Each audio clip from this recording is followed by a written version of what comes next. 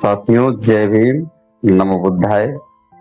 साथियों, अगर आप भी सच्चाई को सुनना चाहते हैं या सच्चाई को मानते हैं तो इस चैनल को सब्सक्राइब करके ही पूरा वीडियो देखना। और इस वीडियो में वो चीज मिलेगा शायद किसी पाखंडी ने नहीं बताया होगा मेरे दोस्तों। तो मेरे दोस्तों, आज की डेट में देखा जाए तो इस देश को हिंदू राष्ट्र बनाया जा रहा है मेरे दोस्तों, लेकिन बाबा साहेब ने संविधान का राष्ट्र बनाया था मेरे दोस्तों, जिसमें सब इंसान बराबर, हिंदू, मुस्लिम, सिख, ईसाई।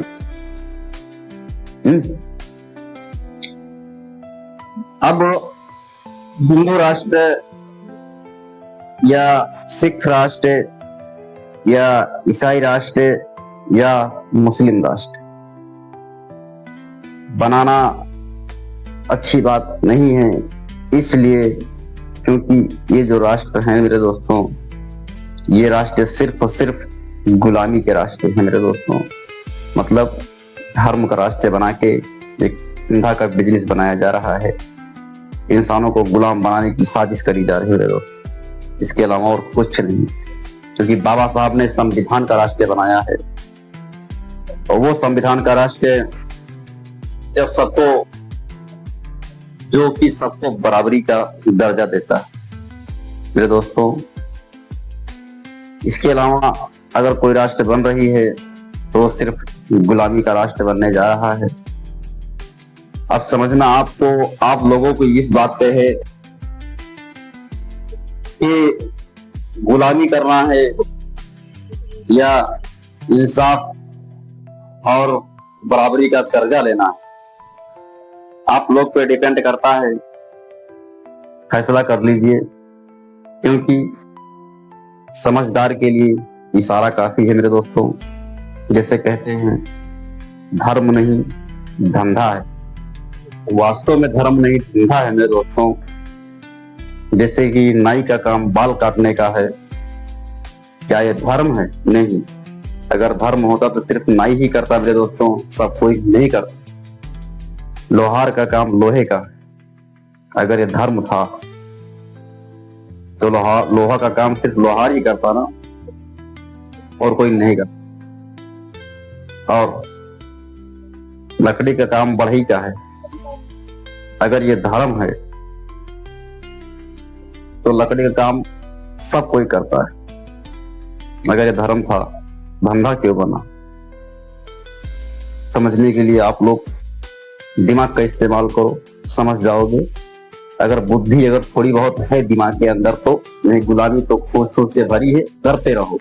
आज नहीं, जब 2 साल 4 साल के बाद जब तुम्हारे बच्चे तुमसे पूछेंगे ये सब जब बेचा जा रहा था तुम कहाँ थे, तुम्हारे ही बच्चे तुम्हारे सर पे जूते चला देंगे और उसको बचाने के लिए कोई हिंदू राष्ट्र नहीं आएगा। इसलिए कहते हैं कि संविधान का राष्ट्र बनाओ जो कि इंसान बराबर है, कोई ऊंच नीच नहीं, किसी से कोई भेदभाव नहीं करता है दोस्तों। जब देश गुलाम था तब हिंदू राष्ट्र कहाँ चला गया था? मर गया था, कहीं चला गया था। आज क्या बचा इस देश के अंदर? तो खत्म हो गया। जो कुछ बचा है वो रेंट पे चल रहा है।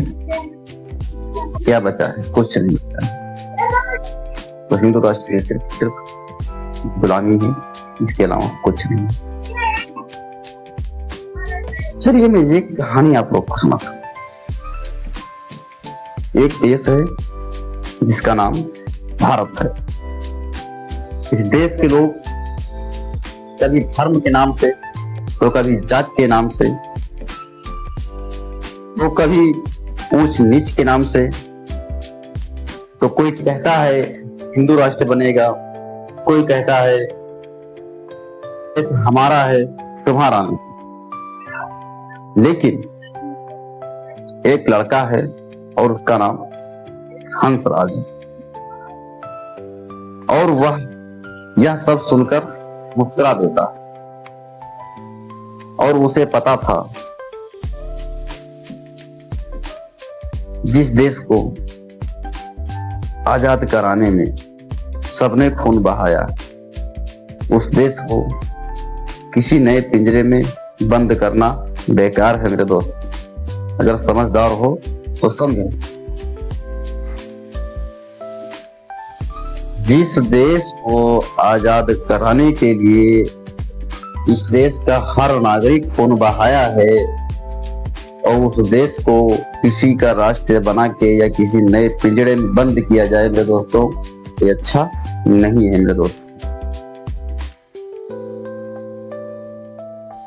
है ना। एक दिन एक गांव में सभा लगी, लोग ऊंची आवाज में कह रहे थे देश को हिंदू राष्ट्र बनाना चाहिए। क्या अच्छी बात नहीं। वहां पर हंसराज उठ खड़ा हुआ। शरीर छोटा था पर आवाज पहाड़ जैसी थी मेरे दोस्तों। उसने कहा, अरे भाई, देश किसी एक का नहीं है, देश किसी एक का नहीं है। अगर उसे धर्म से चलाना होता तो बाबा साहब 2700 पन्नों का संविधान 2700 पन्नों का संविधान पसीना और आंखों से नहीं लिखते, वो भी उस समय जब उनकी उंगलियां सूज जाती थी। सभा में सन्नाटा छा गया। हंसराज आगे बोला, बाबा साहब ने भारत को संविधान का राष्ट्र बनाया था, किसी एक धर्म की जागीर नहीं बनाया। संविधान का राष्ट्र बनाया था, किसी एक धर्म की जागीर नहीं, क्योंकि धर्म का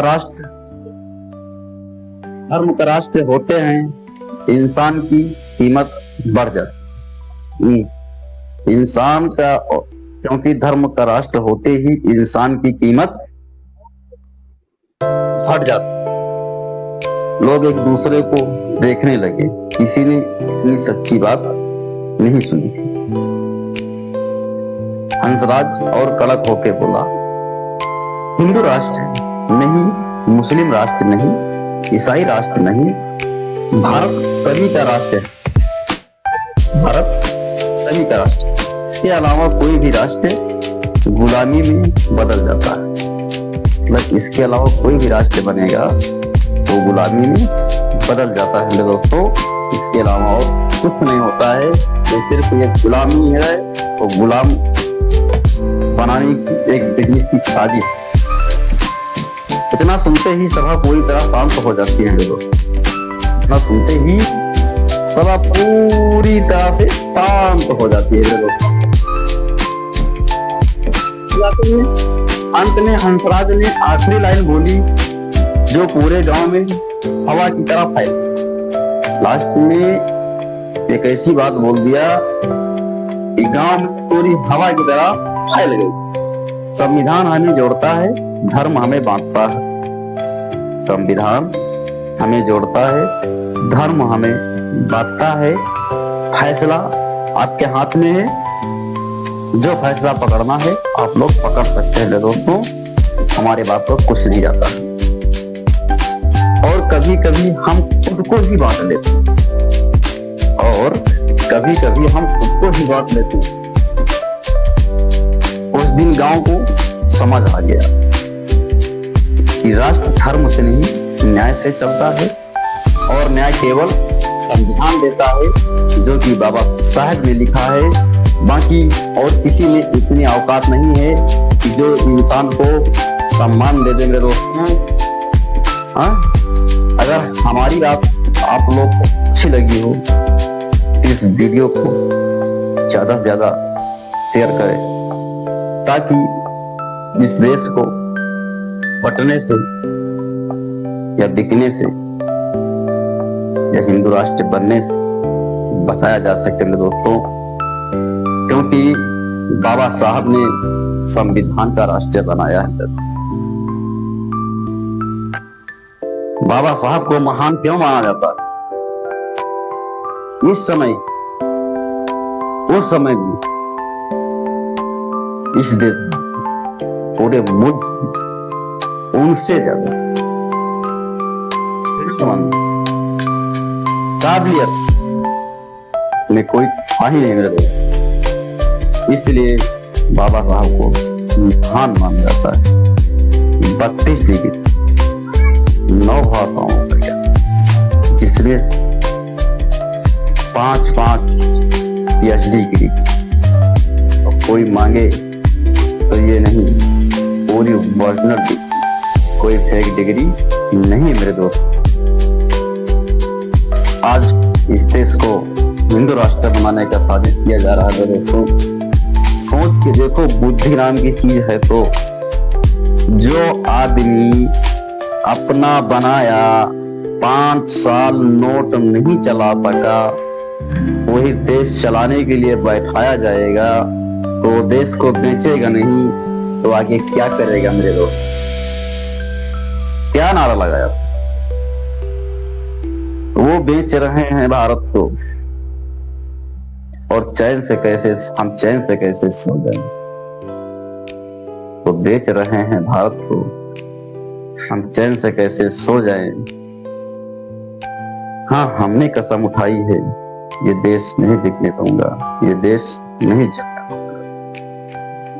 लेकिन जब से बने प्रधानमंत्री, रेल बेचा, रेल की पटरी बेची, बैंक बेचा, एयरपोर्ट बेचा, बिजली बेचा, BSNL बेचा, बेनटल बेचा, एयरपोर्ट बेच डाला। वो आदमी धीरे धीरे करके सब कुछ बेचता चला गया। जो कहता था वो लूट रहे हैं भारत को, हम चैन से कैसे सो जाए, हाँ हमने कसम उठाई है, ये देश नहीं बिकने दूंगा, ये देश नहीं बिकने दूंगा। क्या नारा लगाया था मेरे दोस्त? वो तो पहले बोल दिया था, हम तो फकीर आदमी ही, झोला उठा के चल देंगे। वाह, ऐसी फकीरी अगर यूपी के 2-4 घर में आ जाए तो यूपी का कहूं कल्याण ना हुई है मेरे दोस्त। 1.5 लाख के चश्मा, 8 लाख के सूट, 1.5 करोड़ के गाड़ी, 8,000 करोड़ के जहाज। तो इतना सब कुछ होला के बाद तुमको कहा था कि हम तो फकीर आदमी ही, झोला उठा के चल देंगे। वाह भाई, ऐसी फकीरी अगर यूपी के 2-4 घर में आ जाए, यूपी का कल्याण ना हो जाए। गरीबों को कभी इंसाफ मिलता है क्या? नहीं, गरीबों को जेल, अमीरों को बेल होती है। ये सच्चाई है इस देश की। और तुम खुलेआम दारू बेच रहे हो, कोई बात, बताते हो इसे खर्चा चला रहे हैं, देश चला रहे हैं, देश का कर्जा मिटा रहे हैं। नहीं, कुछ नहीं करते, ये सिर्फ अपनी जेब भरने की साजिश है मेरे दोस्त, और कुछ नहीं है। क्योंकि तुम इतना सब कुछ बेच रहे हो तो मुसीबत हो, रासलीला। एक गरीब आदमी अपने पेट के लिए थोड़ा सा एक्शन क्या ले लिया, कुछ बेच दिया या कुछ कर दिया तो तुम्हारे लिए कलेश खड़ा हो गया। तुम करो तो रासलीला, एक गरीब आदमी अपने पेटे के लिए कर दे तो तुम्हारा कैरेक्टर नहीं, हमारा कैरेक्टर देगा। किसी के घर में सोना निकल आए गवर्नमेंट का, पेट्रोल निकल आए गवर्नमेंट का, डीजल निकल आए गवर्नमेंट का, कुछ भी पानी निकल आए गवर्नमेंट का, कोयला निकल आए गवर्नमेंट, मतलब कुछ भी निकल आए वो गवर्नमेंट का हो जाता। गलती से तुम्हारे घर अगर कहीं हमारे पुरखे या पुरखों के पुरखे कहीं पर कोई कुछ ऐसी गैर कानूनी चीज दबा के चले गए, खुदा न खास्ता कब वो खुदाई हुई या कुछ हुआ, तो वो चीज वहां से निकल गई। और निकलने के बाद में गवर्नमेंट क्या बोलती है, ये तुम्हारी है, क्योंकि तुमको उससे कमाई करनी,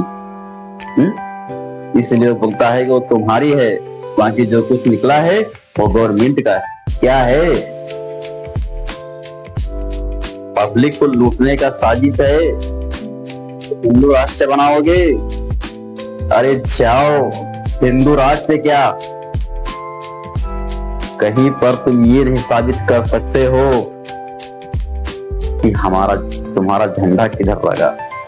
बाबा साहब को तुम नहीं, देश नहीं, पूरी दुनिया जानता है। मेरे दोस्तों, बस यही से आप लोगों से हाथ जोड़ के निवेदन करता हूं, अगर हमारी वीडियो अच्छी लगी हो तो ज्यादा से ज्यादा शेयर करें और चैनल को सब्सक्राइब